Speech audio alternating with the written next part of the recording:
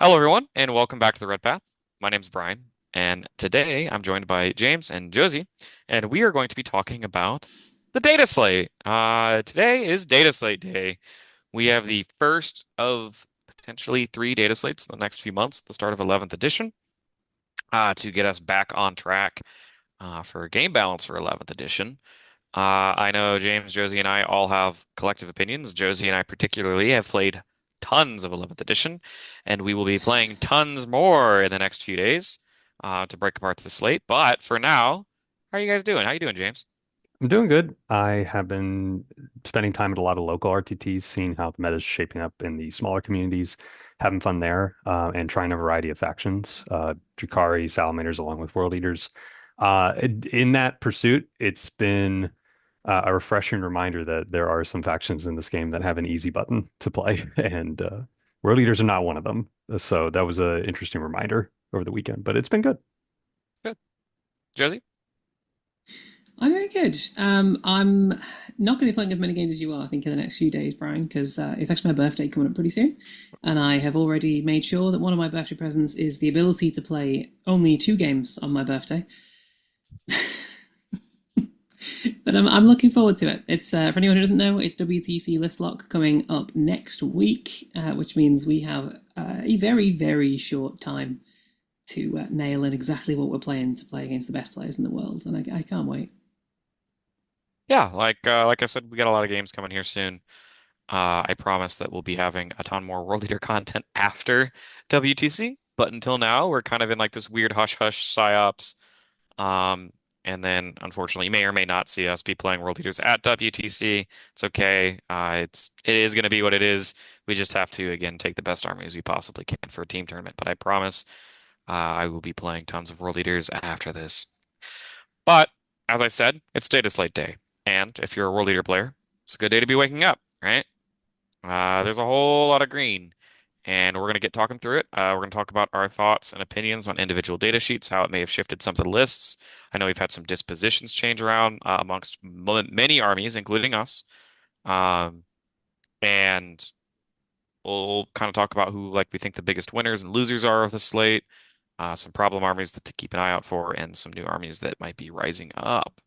So, we're going to go ahead and ja have James share a screen, and we're going to get right into this. All right, guys, now that we have the slate pulled up, GW has updated how they do slates rather than throwing all the factions in one document. They broke us up individually. So this is the format we're in now. So if you're looking for it, it's on its own website. It's actually kind of hard to find on the main GW website. But just starting off, a lot of green. A lot of green. I would say probably every unit went down about 10 points, plus or minus a little bit, depending on which one it is. Typically, we're playing about a 10 to 11 unit army. If you're playing like a more traditional Berserker Warband Gore-Track build, your army probably dropped about 100 points. If you're playing uh, some of the other more niche builds like Khorne Demonkin or something that involved a Defiler, you probably didn't drop that much. But just right off the rip, Angron minus 20. This is the cheapest Angron has ever been between 11th and 10th edition. That means something, right, guys? Like, Yeah, he's cheap. I mean, we've been talking about him as a big old beat stick for a while, and every time a big old beat stick drops points, that big old beat stick gets more useful. He's still not the easiest thing in the world to kill. He's sitting there on his 2-up armor save like that. That still counts for something, and he still hits like a truck. And now he can still take flight as well. We haven't run him a ton in 11th, but that was something that everyone was paying attention to early was his ability to go through walls as opposed to having to do the diagonal movement. Having that at cheaper than he was at the tail end of 10th, when we were all still considering taking him, saying he was average and pretty good in lists. Like it's viable, and yeah, when he blends something, it feels really good to watch him just tear something to shreds.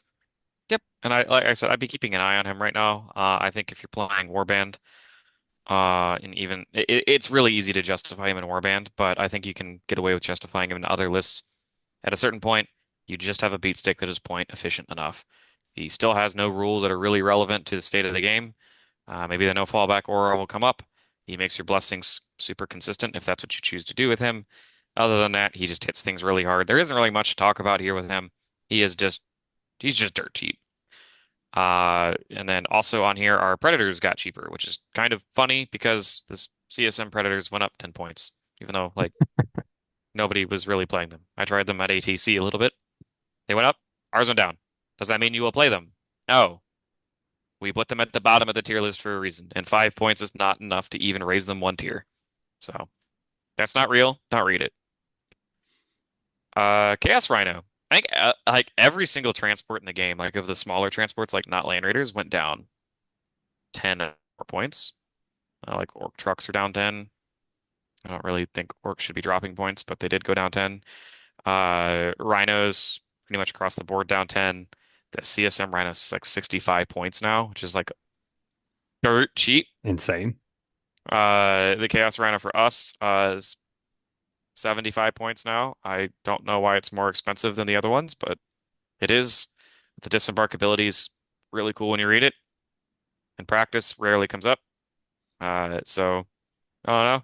Cheap rhinos makes the Berserker bust a little bit cheaper. I don't know if you guys really have anything to add for that one. I just Yeah, really the only real thing to add is that for those lucky few people who've been thinking they could abuse the rhinos a little bit, you are now not allowed to start your transport empty. That was never intended, and GW have officially fixed it. You do have to start with something inside your rhinos. Ebody's cute. It lets you have a potential gotcha, which again, we don't want to be using gotchas to have the 2 CP heroic intervention within 6 inches. If someone gets, if someone gets a little close with Nurglings or some infiltrators, you can threaten that, especially if you have Demon Prince nearby to make it a 1 CP. But it's a gotcha. And if they just stay a little bit farther away, you can't do it. I just want a new ability at that point. I'm constantly comparing ours to the Death Guard Rhino, which has like wound rerolls as one of its abilities, I think. I think It the grants, Thousand Suns one's also wound rerolls too. Like if it yeah. shoots you, you get wound rerolls. And we get a cute little they love to give us these cute little gotcha mechanics that a good player should not be making use of because you're warning It, your friend and opponent about them. and if you make use of it, your opponent's probably got a frown on their face. They're gonna be upset with you. They're gonna talk some mad trash to their friends. So I would it's nice it went down. That's great. Please give it a new rule. Yeah, sure. Chaos Terminators down 10 for 5, down 20 for 10. I actually really like this buff. I This is like the third points drop they've had in a row. And you're gonna hear this phrase said a lot. Eventually, a bad data sheet is just cheap enough. And the fact that you could jam 30 Terminators in a list now, and what that is just over 1,000 points. That's Thousand on the a nose, I thousand on the think. nose. Because it's 340, 340. Oh, it's the third one goes to Yeah, 340. It not is the a second one. thousand points for 30 Terminators. That is actually kind of cheap. Like, at a certain point, everybody turns into Talons of the Emperor or whatever the Custody builders, 3 Land Raiders and a million guard, right? And I'm not saying we go that extreme with it, but like a 330 point rapid ingress Terminator unit is actually kind of scary, right? Like that unit slams, it's not easy to pick up. And I'm not even talking just within the context of the Terminator detachment, like even within Warband, a 10-man Terminator unit is just, it's cheap now. I'm gonna be the greedy one and say I wanted it to be cheaper. I told you I want 10 cheaper. I'll even take 5 cheaper. I want them lower. I've played around with them a bit now, and I want to emphasize like, yeah, bad data sheet can be good at cheaper points. It's a bad data sheet. It is a bad data sheet. Like I want this lower, but I'll accept that I'm greedy there. It's definitely getting there. I mean, it costs the same as Angron. It's kept pace with Angron, as Angron's dropped 20 points, so as your 10 Terminators. They hit harder into most non-vehicle targets. They have more wounds than Angron. They're just slower, and their data sheet rule is somehow even worse than Angron's. But They're a beat stick. And they're cheap. They're cheap. At a certain point, it is cheap enough. Moving on, Demon Princes didn't change. Chaos Spawn don't change. God, Chaos Spawn are just so expensive now. Yeah, The They fact that need a 95 too. -10. point per model now, I think they're more expensive than Eightbound and even just Terminator models, which is hilarious to think about. But speaking of, I guess we'll talk about the Defiler next. That's the next one on the list. We caught the everybody else's Defilers went up, so ours need to go up stray. I really don't think our Defiler was that impressive. Whatever. Ours is still drastically cheaper than the other ones. You're looking at 270 points for your first one. The second one went up 10 points. And if you're playing DACA Defilers, you're really sad. You went up another 5 points per good gun. So if you're playing Khorne Demonkin, your list went up 30 points just on those two Defilers, which honestly isn't the end of the world, but it is quite annoying that an alternate build to World Eaters from Berserker Warband popped its head up and it copped a points nerf when it was arguably still in need of buffs. Just frustrating, is what it is, though. Um, Caught a little bit of a stray there. I think you'll still see World Leader Defilers around. I think that it's going to be really hard to justify the other Defiler builds. I know, like, Possessed Slaughterband was playing around with Brazen. Gortrak now can play Brazen, and which is big. I don't know why they restricted that to begin with. It wasn't like it was broken or anything. Or even looked scary on the on. Like I would have said that would have been like the third or fourth build that we would have had. But it definitely makes the other Eaters builds that were leaning into the Defilers a bit more just not get helped at all. Right? Like, oh, a little bit, like a trivial amount.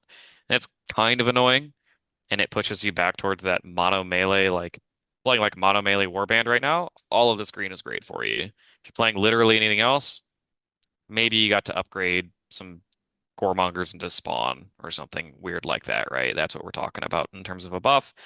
Just like it's all right. It's not going to really move the needle much. Defilers are great. They're still good. I'm worried that the rest of the army is just going to kind of like leave them behind because they were getting cheaper and the defilers are getting more expensive. Eventually, the math just checks out to take more Eightbound, right? Which Eightbound finally got cheaper. But do you guys have any takes on defilers before we move on? I've always been a believer in the Flamer Scourge Defiler. I always have been, and I think as the other versions of it keep getting more expensive, like it is worth remembering that our base cheap, and it is cheap still. 270 points is so cheap for what a Defiler does.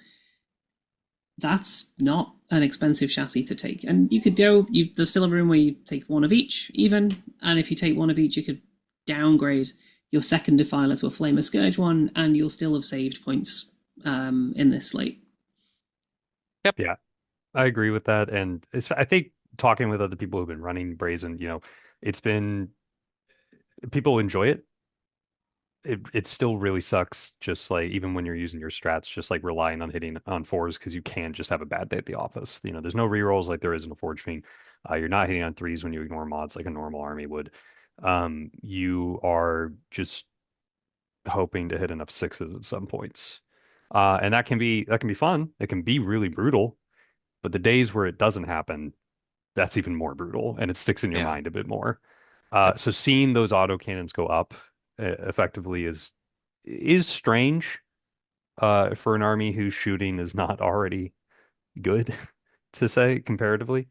Um, I do understand increasing the second model, and I get that.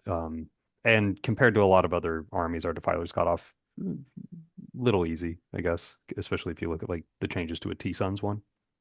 Um, Rest in peace. Rest in peace. You know what? No, not rest in peace. Go to hell. Absolutely. If anybody from GW is watching as well, you can just only price the autocannon more expensive.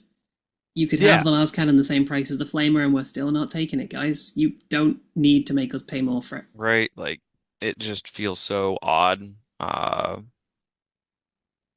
Like it feels odd, the decision here. It just feels like the other defilers got hit, therefore this one needs to get hit. I mean, the nice thing about the autocannon is that our Overwatch is ironically like one of the better Defiler Overwatches now, especially that Thousand Suns one can't really do the thing anymore. Uh, so Defiler's still good. It's solid. If you want to choose to run one, that's great. I think Demon can still wants to be looking at two, for that consistency, but I think you could make a solid argument to drop one because there's another data sheet on here that I want to talk about that I'm actually really excited about, but we'll get there when we get there. Eightbound, down 10 or 15 if you're running them sixes. Yes, good direction. It's green. It's It's great. not enough. More, more. This data sheet is just the cost of it is too damn high, right?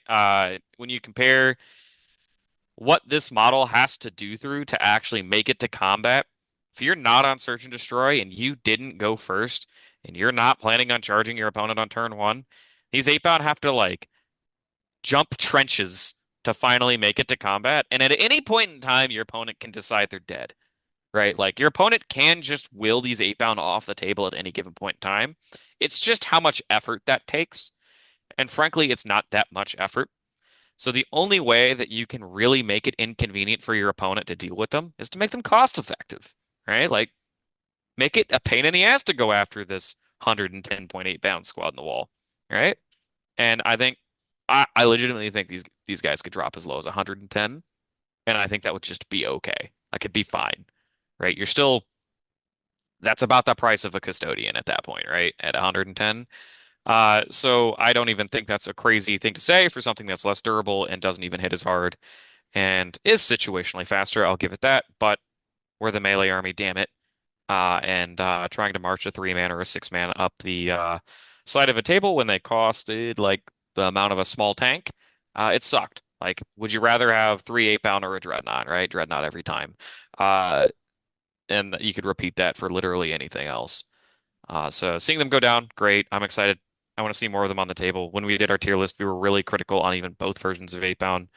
I know Exalted, I think, made a pretty high placing, but regular 8-pound definitely were and are probably a little too expensive still. Yeah. Absolutely. I never like comparing apples to oranges. Like I know it's not always a fair comparison to look at somebody else's similar unit that does a similar thing.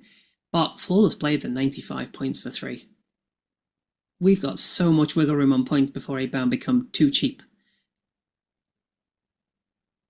I I really agree. like where they're headed. Like you said, I would also love to see them at 110 because it touches on something that we'll touch more on in when we get to dispose, or and that is that we're having to change kind of how we're thinking about missions. And one of the world leader problems is we often talk about how we have odd point costs relative to the units we have. We can't really throw out a lot of cheap outside of like KDK IOC units. So when our MSU does get cheaper, it lets us actually play a lot more of these missions in a less risky way than we currently have to. And so I think we're trending in the right direction there. There is still some progress. But I would really enjoy having like just two of these guys for 110 points, able to scout around, deal with infiltrators, have your Yeah. little early access to +1 to charge, 6 inch consolidate to make use of your hidden. That would be a dream. So fingers crossed we get there in a month or so.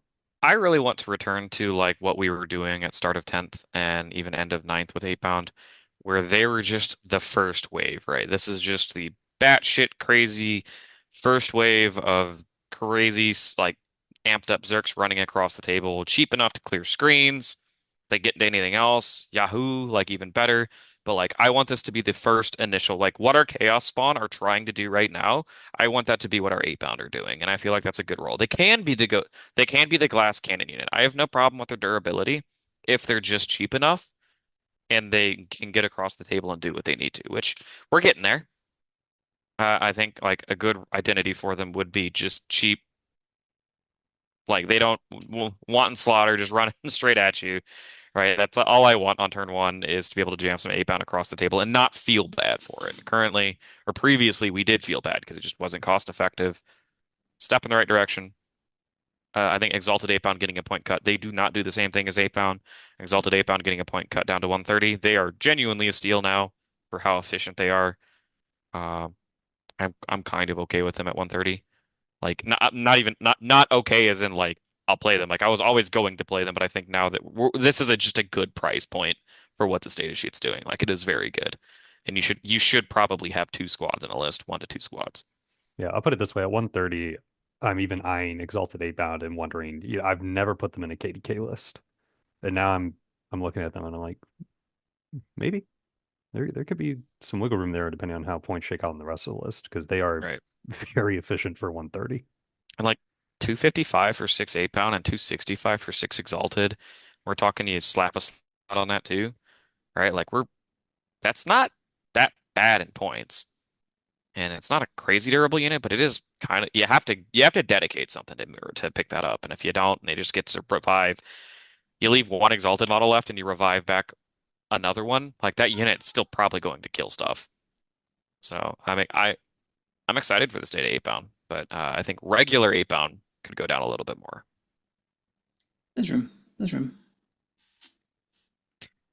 Now, I was poo-pooing on the Defiler a little bit. The Forgefiend, minus 20 points back to 140. Man, this model has gone on an adventure. Up and down, left and right. I think the Forgefiend was 140 or 145 on Codex launch. Yep, 145. Um, and now we're back to below that. Granted, there is ectoplasma at 5 points per. They did make a war gear option, cost points on it, which probably needed to happen. So if you're playing Plasma Forge Fiends, it only dropped 5 points. Notice why I said if you're playing Plasma Forge Fiends. I think at It's an 100, info. That's I great. I think at 140 points, the Gatling Forge Fiend, A, gets the Jaws, which is not laughable melee. Like it's pretty decent. It's like 5 or 6 attacks of damage too, right? I think it's like 8 attacks at 812. It's a real Is profile. it really I'll that pull it like up here. It's 8 at 712. like 712. that's pretty good. Like that's pretty good. And you have 20 shots at 812 with rerolls to hit. For 140 points, that's pretty good. In fact, I would say that's almost exceptional. So I got my eye on that. I think if you're looking to shave some points in KDK, because you're sad with the state of the second Defiler, maybe you look at one Defiler and two Gatling Forge Fiends with access to Brazen still, and that actually probably saves you points. I think that nets you, yeah, that nets you a lot of points actually to put into something else. So I am looking at that. I actually think that's quite good. I think that's a 60-point saving. Now, two Forge Fiends over a second Defiler. I think because the second Defiler is 340 now. Yeah, because you're playing what? Plus 10 plus, yeah, Oh yeah. yeah, you save your 60 points, guys. Take a couple of Forge Fiends. Get some more trash in there for the secondary missions or the primary missions you got to take now because you can't take Purge with it now. Yeah, Um, and I'll say that like KDK Brazen, very often you were using the strat to make one of the Defilers Ballistic Skill 4, and the other Defiler's kind of just like sad shooting on fives. But like, if you're going to be making your Defiler Ballistic Skill 4, something that's not sad shooting on fives is the Forge Chain rerolling. So I would even like play with one in reserves. Like you can throw one in reserves, walk one up the table. Like I think you could actually have like you were talking about a lot of DACA coming out of the side of the World Leader table. Uh, and I was already messing around with cutting Khorne for Scarbrand, so like I don't know. I think there's a list here. Clutching my Your boy, pearls there. Clutching my yeah. pearls. Your- Uh, the real question is, did you magnetize your Forge Fiends? I can break the arms off. There is I not did the enough exact glue to same stop thing. me from putting these guns on. Every World Leaders vehicle I've seen has a little spot of paint that isn't paint, it's broken glue. And it makes me so happy that communally that's essentially what we've agreed to do. So I legitimately think that model's good. Uh, and I think that it deserves a little bit of testing. That's right. You're gonna go even hitting on fours, re-rolling. You're hitting like 15 times. Even Uh, fives, it's and if you're on average 12. fives, like 12 times. And Yeah. if you're looking at like just a 5-man MSU infantry squad, which chill guys, it's 140 points. But if you're shooting at 5 infantry, like you should just be picking up 5 Marines, maybe even the Yeah. character almost every time. 10 wounds at an average. Then charge them with your 8 attacks. Yeah, shove it right in the middle of the table. This thing's got decent attack profiles, especially if you're in Warband. Shove this thing straight down the middle of the table. It is annoying to kill for your opponent too. Uh, Moving on, we have Khorne Berserkers, -10, -15. Actually, hilarious that 20 mans are 330 points now. Uh, Step in the right direction. I think Zerks are one of the worst battle line units out there, so Yeah. we can go lower. Somehow we've met this unified price point almost on our expensive units because 20 Berserkers is now the same cost as 10 Terminators, is now the same cost as Angron. They know Not about what quite they sure how we want got us to here. be. Yeah, I think I still, this won't be solved for a bit, but I still want to be able to take five of them. 170, trend in the right direction. I think I said last time, I think 160 is about the right price point for them right now. And this is apples to oranges, but I want to make a comparison to something else that went down in a different army that I play. Okay. 170 for 10 Berserkers. Six aggressors with Flamestorm cannons and twin linked or Flamestorm gauntlets and twin linked power fists at T63 wounds is 165. Yeah, they went down a significant amount of points again. And when you look at that, it's like, okay, they have reliable shooting at AP one, -1 at the closest target with pretty reliable melee, and they still have oath support for cheaper than our battle line. That does feel pretty bad. Um, Even if you throw out their arguments, it's like, well, your berserkers can potentially advance and charge. And it's like, yeah, in one detachment, sure, whatever. So I still think we have some room to make these cheaper, I think frankly. there's room. I absolutely think there's room. And then the 20 mans just don't feel good to play right now. No. I'll die on that hill. You can't hide them. The game fast gun good is still good. We'll get into like a broad overview in a second, but like still a thing you got to keep an eye on. You do need to count on your opponent being able to make contact with you first, and if they find a 20 man with Juggernaut Lord, they're going to be very happy to go after it. Now, thankfully, once we get to it, the Juggernaut Lord did get cheaper. In fact, we'll just talk about it now. Lord Invocatus and the Lord on Juggernaut went down 10 points. We were pretty critical on them in that tier list video. I think they're both very confused and or bad. Lord Invocatus going down is nice. He's actually a very efficient data sheet. He's just too expensive and confused. Eventually, he'll be cheap enough. Eventually, the hard thing with the cards is I have no idea what price he becomes correct at because I don't know what role I want him to do. I don't know. He's not tanky, but he's kind of tanky. He's not killy, but he's kind of killy. He just he's so confused. I feel so sorry for him because he doesn't deserve to find his way into a list. He'll, Juggerlord though, yeah, because he doesn't want to lead. Yeah, Juggerlord pretty good. Like Info just doesn't want to lead Eightbound. He doesn't really want to lead Zerkers because then you're fighting Exalted for your rapid ingress slot, and there's no way on Earth that you'd rather rapid 10 Zerks over a Slaughterbound with 3 Exalted, right? Like Give him loan up, give him mobile. he just needs to be a lone op character Yeah, that does his own. If he had Wazdak his rules, come on, let's go. I want a he'd be model like solid. that. I want a model like that. But Lord on Juggernaut -10. It's nice because, as you can see in the red below, it kind of cancels out your blood crushers going up by 10. Unit Yeah, stays the same cost. yeah. Outside of KDK, eh. I know James was really sad when he saw his blood crushers in red, but then Yeah, but smiled when he saw. I still got to pay for the second unit though, so I'm still a little sad. Oh yeah, I forgot about the sauce, the sauce. And then I believe last of our points decreases the Mauler Fiends down 5.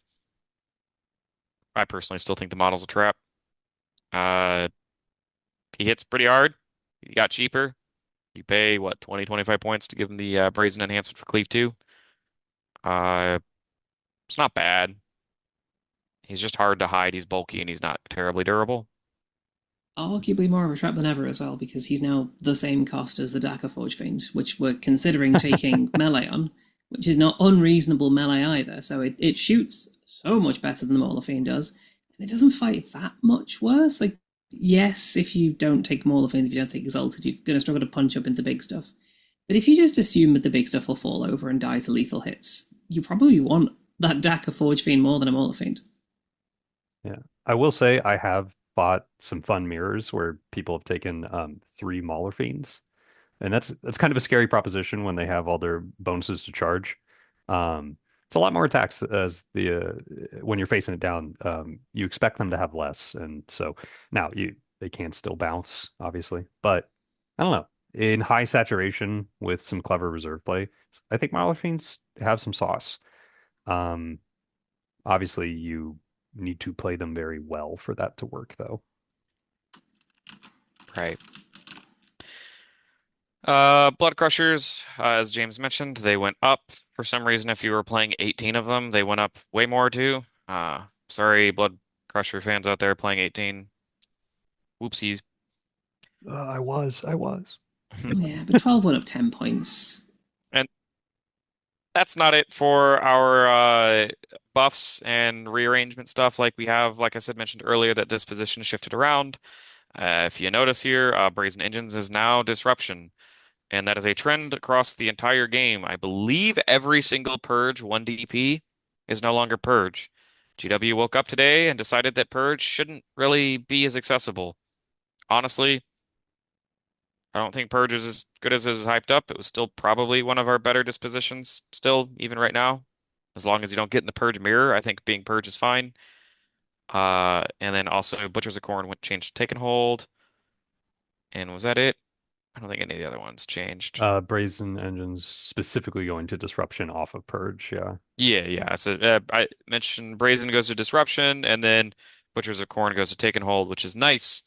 That gives us access to 1 DP Take and Hold access, which James has a particular opinion about that, but I do think that Butchers of Khorne and Demonators, this is an upgrade for Demonators. Yes. If you're going to be playing 20, 30 Terminators or 25 Terminators, I really liked the 25 builds that I was seeing.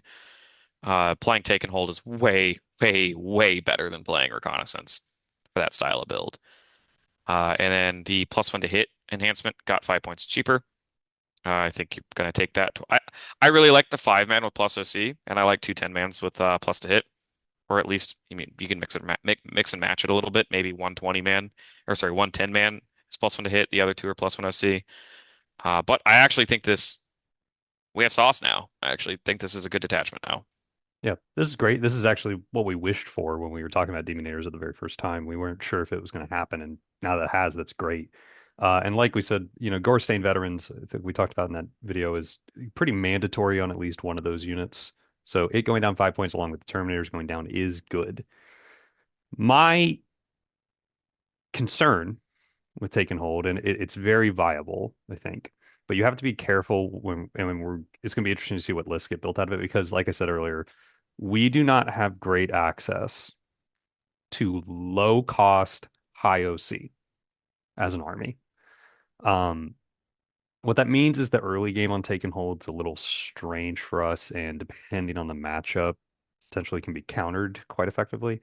So I'm I'm a little skeptical, and that's why I want some more point changes down the line.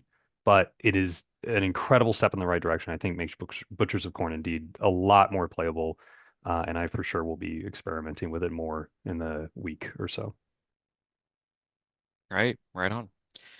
And then they removed the unique tag from Goretrek, as we mentioned above. Goretrek can be played with Brazen. I don't know if that's better than Vessels in the context of Goretrek, Josie. I think you build lists that it's better for. And for me, very personally, one of the first things that I said about sort of when the Dispositions came out is that I really wanted Goretrek to be Disruption. I think Goretrek itself plays the Disruption missions very well. And I'm not convinced that a Brazen list is better than a Vessels list. But I am convinced that a Brazen Goretrek list is probably one of the best ways to play it. Whether that comes out better than Vessels is going to take some testing. I'm looking forward to seeing how it ends up. But I'm really glad that they went back and sort of took this tag out. There's not much that changes in terms of combo pieces. You can now reactive move one vehicle and blood surge another. The game isn't going to break overnight. But I think it plays much more. If you want to lean into that sort of parking lot tank heavy game, especially with things like cheaper Forgefiends, cheaper rhinos, like you can get more into one of these lists now. Yeah, I think you can go very, very heavy on the holes and it'll work. It was weird that they excluded it, but now that it's opened up, we probably would have added it to the tier list if we could have. And now that we can, I would say that it's probably a solid build. I would be skeptical to see power level wise if it's better than Vessels, just because I think Gortrak sometimes struggled with damage output, and Vessels was like not a great fix for that, but it is definitely a fix for that, right? AP3 Mo's, Cleave being around, right? Like that matters, right? There were some. I was debating even throwing a Winged Demon Prince for a little bit in Gortrak with Vessels as a cheeky little rapid ingress piece, but we'll see. I think this will be some experimentation there. Josie is currently working on our Gore track list. I'm gonna hold Josie to it, or Gore track video. I'm gonna hold her to it to I had a video in editing. It's going to go in the bin now because I we gotta. talked a lot of smack about Cortrack Brazen, and I need to record that entire section now. Well, I mean, I wasn't expecting this buff on the first Slate. Certainly wasn't expecting this. So it's nice to see, just for build diversity. And I guess we'll go ahead and do like an overview of how we feel about the slate in the context of world leaders now. Um, I mean, like I said, if you're playing one of the more warband centric builds, you dropped about 100 points. Now you can lean into some weird shells like the Terminator spam or Forgefiends and find some, like I said, with Demonkin, save 60 points, cut the second Defiler, go to Deka Forgefiends. I would absolutely look at doing that right now. That would be my first recommendation for that. But I personally think that this is directly favoring the Berserker Warband direction or even Gortrak style. And if you're playing like Possessed Slaughterband or playing Demonkin, it might be a little frustrating to see some of the points go against you in some ways because those builds relied on the Defiler a little bit. Which is what it is. It's really hard to balance the entire codex around multiple detachments. Uh, I don't know if this was enough points to put World Leaders on the map again for being like a high tier, mid tier army. I think we're probably still going to struggle a little bit. I think fundamentally, 11th edition doesn't jive with the points costs of our units and some of our rules. But with another slate like this, I think we'll get in a quite better spot. I think this is the first of many buffs that we probably need. But obviously, all of green, all in the right direction, minus the Defiler. All of this is positive and will lead to more positive play experiences. Yeah, I'm happy with the direction it's going. Um, I think, again, this is apples to oranges, but if you look at an army that's trying to do something similar to us and kind of is a mirror of what we would like to be doing, at least in my opinion, you can kind of look at orcs and see what's going on well for them, why the rules changes are working for them and not for us, and kind of say, I hope that one, orcs do need to go up. I will be clear. Orcs are a little too strong. But we could afford to trend that direction as well and sort of fill that gap and try to be a counter to them, as I think they have that design space to allow us that opposition. Um, so it is a good trend in the right direction. There's going to be a lot of new play because of the changes to 1DP. Um, I also don't think it gets us into like the top 8 factions, but it lets us have newer builds, which I'm happy about because it did feel for a little bit like, okay, Brazenkin seems to be just the best way to do things right now. And that's never a good state for an army to be in. So, Absolutely. We've got lots of room to grow. The edition's still young. We knew going into this edition that we were in not the best spot competitively, but that means we've still got plenty of chance to get better, to get cheaper. And the army still fundamentally can work. It's just finding the right place for it, finding the right the way of playing it. And some of that will be needing units to be a little bit cheaper that we are getting now. Yeah. One of the little buffs that went almost unnoticed because it hasn't been announced anywhere because the GW are hiding rules changes in the app now, is that we fixed pile in and consolidate. 6-inch pile in, 6-inch consolidate now modifies the maximum distance to be that instead of 3. We can actually get a bit of a shift on now. And that's huge for Melee. Like anything like that, like World Eaters really enjoy being able to get closer to our opponents still. yeah. One of the So that's huge in a sense that you can outline with, for instance, the 8 bound going down, right? Um, when a skirmishing unit goes down and has access to that, especially with hidden right now and on larger bases, it's massive because what you can do is you can go out, mess up your opponent's infiltrators or any kind of jail or small screens that they have, and do it in such a way where you're playing around with the engagement ranges and use your 6-inch consolidate to go back on a ruin and be hidden again. It's very, very useful now that it actually works. Yeah. And I'm not gonna say called it a little bit, but like here on the channel, we did say right as it came out the gate, just keep it down to earth, guys, with expectations for the army. Like I said, this is the first of three major updates. If we are not fixed by the next update and GW sees that we're maintaining the 30-40% win rate again, we're gonna get another 100 points of cuts, right? And then there's room after that. And a lot of other data sheets across the game got some rewrites too, so they're not afraid to do data sheet rewriting. And I really do think we have like, I would love to see specifically an Angron data sheet rewrite, right? I would love to see that. James was mentioning how our Terminators and our Rhino probably need something else. Honestly, we're probably just waiting for another codex for those. But another round of points cuts. I think Angron getting a data sheet rewrite. I think we're in a good spot. Like I would say that we would be competitive at that point, like a truly competitive army that would be maybe even WTC tier takeable.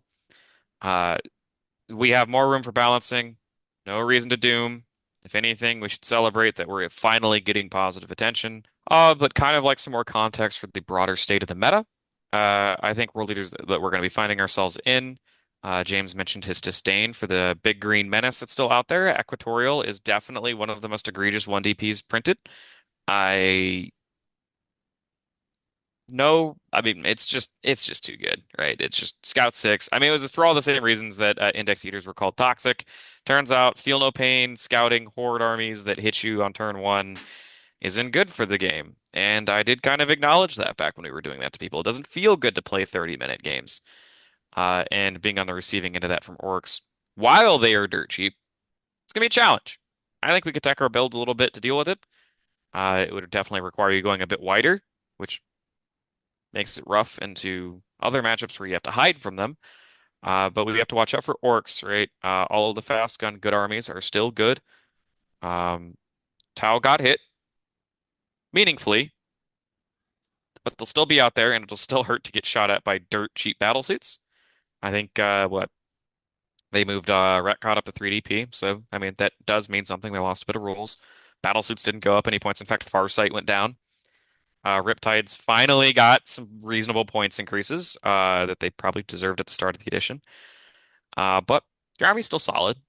Monk cost still exists. All right, still gonna come get you. Uh, Thousand Suns and Scent players, F in chat. I'm sorry.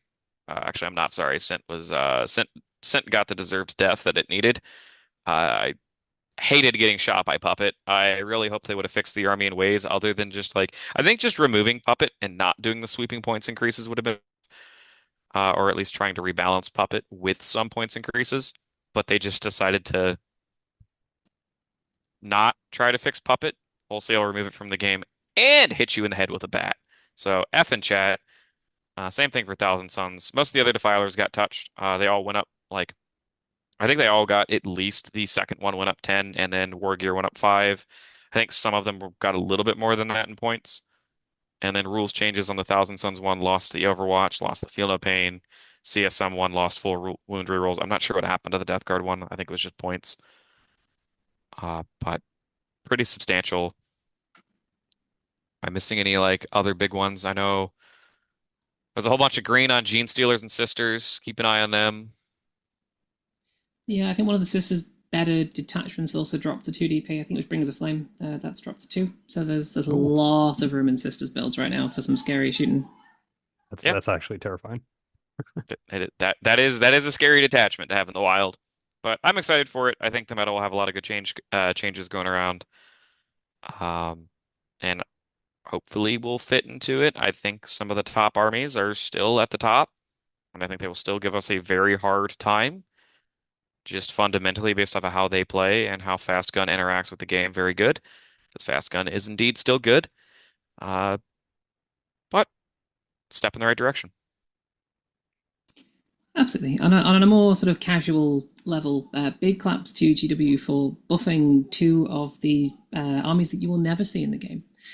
They have buffed Imperial agents. All of their detachments are now 2 DP, so you can actually run them at 1,000 points, and they got some reasonable points cost reductions. They also, and I was never expecting this, they took the Titan legions and they gave them a disposition. So you can now, in your 3, 4, 5,000 point games, run your Titan legions in a real game of 40k. Nice. Nice. When are they gonna Codex when? Codex Codex when? when? Codex Warhound. Codex is go play Adeptus Titanicus. Or pardon, Legions Imperialis now. That's your Codex. At Adepticon, they do the Titan Walk thing all the time where people show Oh up with yeah. 50,000 points of Titans versus 50,000 points of Titans. Honestly, sounds pretty fun. I always forget about that. Yeah. When I retire from playing Warhammer like competitively, I will maybe I'll buy myself a Titan as a gift and go participate. But for now, uh thanks for tuning in, guys. Like I said, this has been a pretty hectic season for Josie and me and the rest of the channel. We're trying to keep up with WTC and make content. We will definitely, I am planning on playing World Eaters at Nova. I haven't made my mind up on which flavor of World Eaters. I have passed four track in my head. Obviously, DACA Forgefiends in KDK has my heart taken too. Of course, there's the good old-fashioned Warband, which it's good. It's old-fashioned, but it's still good. So I'm looking forward to all sorts of diverse builds. Terminators, Forgefiends, Zergs are cheaper, right? Tons of ways to go right now. It's always great to see. Angron's even dirt cheap now. So I don't even really know what I'm going to be taking. I'll be fiddling with it in the background as a little passion project to figure out what exactly I want to take. But any closing thoughts, guys? I think the game's in a better place than it was yesterday. And as long as they keep making these changes that put the game in a slightly better place, even if there's ups and downs, some things are definitely great changes right now. Some things I would argue are not great changes, but the game of 40k is better today than it was yesterday, and in a month's time, it will probably be better again. And that's always good step to take. This is an early edition. If anybody was here for early 10th edition, this is a significantly better game to play than it was 3 years ago. Have hope. We're in a good spot. Yeah. And if you don't think like we said, some of these need to go down a few more points. Bright side, you're not gonna have to wait another 3 months to see if that's gonna happen like you would in a previous data slate. We get to see what happens in 1 month. So fingers crossed. All right, well, that's the case. Josie, you want to take us out? Absolutely. Do remember, guys, we have ourselves the Red Path Discord. We're in there still an awful lot, chatting plans, chatting ideas, talking World Eaters and talking other armies as well. Join us in there. It's a great place to be. But until next time, stay healthy, stay safe, and kill, maim, burn.